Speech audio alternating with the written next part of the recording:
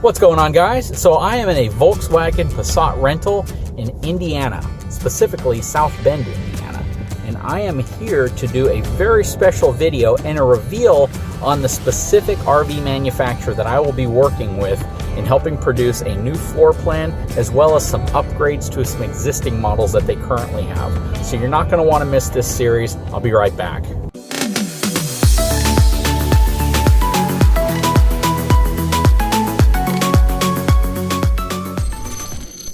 Good morning, folks. So it is 5:15 in the morning. I am leaving my hotel in South Bend and heading to Goshton, Elkhart, and Middlebury, Indiana. So I have about a 44 or 45 minute drive ahead of me. Good morning, everyone. So it's about 5:30 in the morning, passing over Elkhart, Indiana. I'm heading to Middlebury. I'm actually probably in between South Bend and Elkhart at the moment on the interstate. I should be getting there pretty soon to give you guys the big announcement, and that is the manufacturer that I will be working with to help them design and build a new fifth wheel floor plan. So hang tight, I'll be there soon. I can imagine some people might be intimidated hauling a trailer behind a trailer, but imagine hauling 3 trailers. Now most companies like FedEx aren't going to allow them to back up even 2 trailers, but that's pretty crazy. So let's haul a fifth wheel, hauling a travel trailer, hauling a boat. So here is Grand Design's headquarters. Check that out. Those are all vans ready to be converted into something. Look at all these Class Bs ready to be delivered. There's got to be a couple hundred vans in there waiting to be delivered. All Class Bs. It's kind of crazy. On the way out here, I probably passed at least a dozen RV manufacturers. This is the RV capital in terms of manufacturing of the U.S. Pretty much where about 99.9% of all RVs are built. Here either in Middlebury, Elkhart, or Goshton, Indiana, and surrounding little towns and communities. And there are a ton of cutaway trucks, cutaway vans, and different vehicles being prepped. Those are all diesels right there. So these are all going to turn into Class A's. Here are your Class B's and C's. And I am just getting where I need to be. So everybody has been wondering what brand of RV manufacturer am I going to be working with to help them develop and provide input on a new floor plan style. Not just a new floor plan style, but just to even improve some of the things on some of the existing floor plans that they're already coming out with. So guys, that manufacturer is Coachman. And I'm working with them with their new Brookstone line, which is an all-new model. So they've had Brookstone going back a long time. But the new Brookstone that you're looking at in front of you, and the one that I showed you all at RVX, is actually built on a completely different frame. It's a wide body design now. It's a full profile unit, has a very tall ceiling. So Fred is the general manager of Coachman Fifth Wheels, and the Brookstone, would you say it's kind of your baby? It is our baby.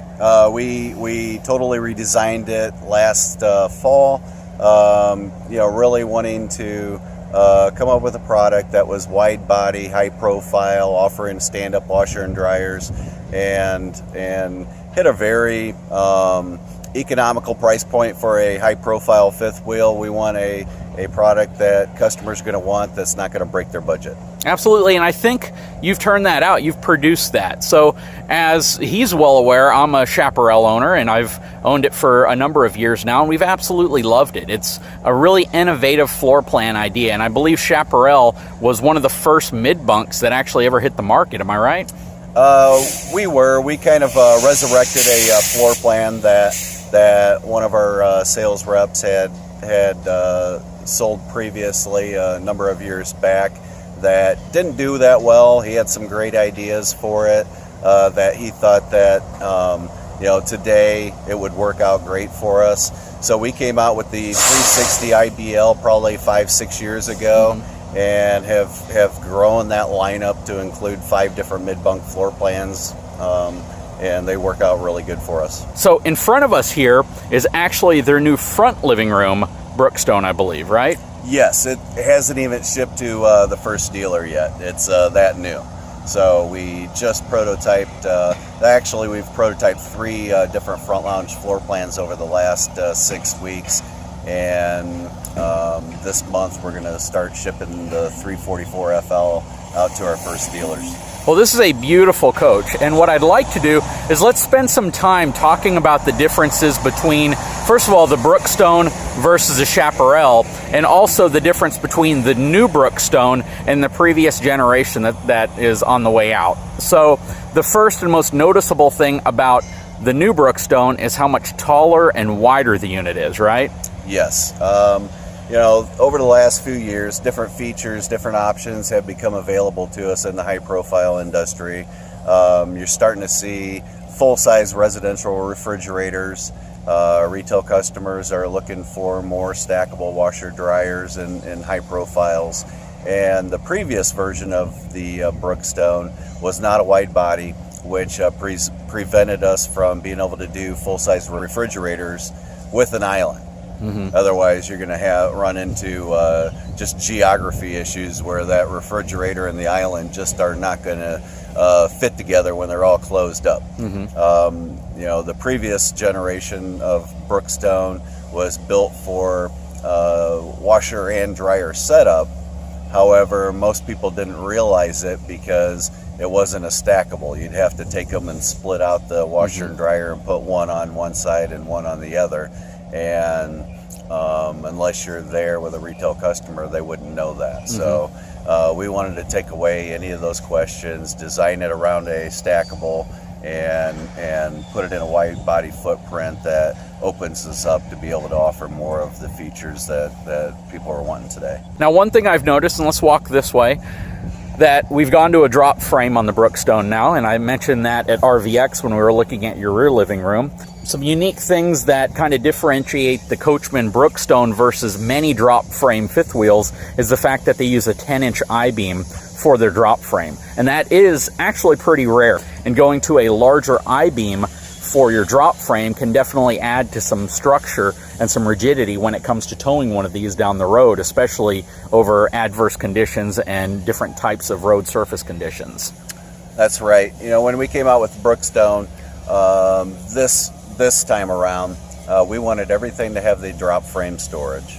But with that, you know, you got to start out with a fifth wheel with a solid foundation, which all starts on the frame. So we worked, you know, with Lippert to be able to produce a frame that we know is going to be able to support the weights that these units are going to achieve by the time you get, you know, 3, 4, 5 slide outs in them. And we want something that's going to be flexible but rigid enough to stand up for years of use. Absolutely, and there's several things that during this collaboration process we've talked about that they shouldn't change. For instance, rack and pinion slides, right? And we talked about, you know, is it really a wise decision to go to a cable-driven slide just because it's a lower cost unit and it weighs less, but inherently it may not be as serviceable or even as reliable in the long term. Yeah, we have no plan on switching to cable-driven slides. We've had a lot of success with the slide-out mechs that we do use in these units. From a serviceability standpoint at our dealerships applaud us. They like the electric slide-out systems. They're real easy to work on if something should go wrong with them. You know, it takes a lot of, you know, guesswork out of the units, and over the years they just continue to get better and better. Hydraulic landing gear versus electronic landing gear. In my opinion, I'm a fan of the electronic leveling system. I know it may be a little slower than the hydraulic system, but to me the hydraulic system is a single point of failure system. If you have a leak of any hydraulic line, your slide system as well as your landing gear is pretty much compromised. With an electronic system, if you have one landing gear, one of your auto leveling legs that go out, it's not going to keep you stranded. And in many ways, it's serviceable versus a system that is very difficult to repair and would require a shop just to get you back on the road. When you start looking at electric motors, you know, even switching out an electric motor at a campsite, if that's something that, you know, needed to take place, that's something that the average RVer can do. I wouldn't know where to start on a hydraulic system if I had to start undoing lines and then trying to bleed them out and stuff like that. What we found is the electric system is very, it runs extremely well, but if there is an issue, it's a easy repair, and if by chance you got to change out a motor, it's a couple wires and it's kind of plug and play. The more you look at systems and components of fifth wheels and RVs and you try to design it around serviceability, especially serviceability by the end user if it has to be serviced, I think you create a little bit more peace of mind for someone who wants to get into fifth wheeling or towing a travel trailer or just getting into RVing in general. So I think those are all very key components when it comes to the thought process behind these products. Absolutely. Satisfaction after the purchase is huge, and along those lines, goes with using parts that are serviceable, using parts that aren't going to be issues long term.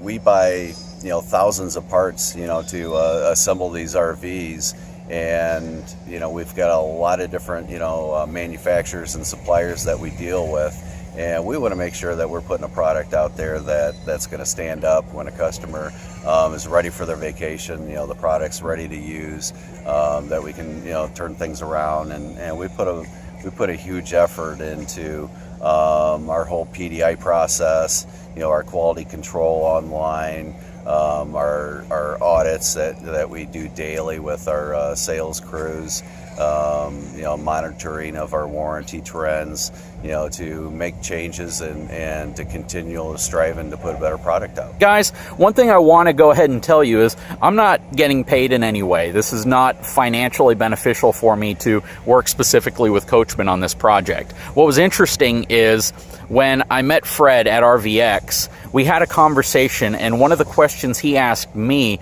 is, what do your viewers expect? What are they looking for in an RV?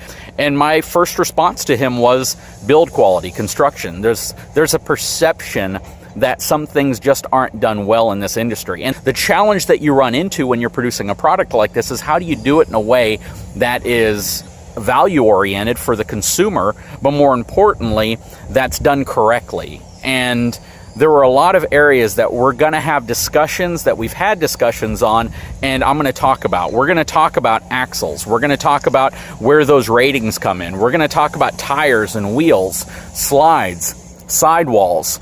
The vast majority of the conversations that we've had have actually been centered around structural improvements to the suspension, to enhance towing safety.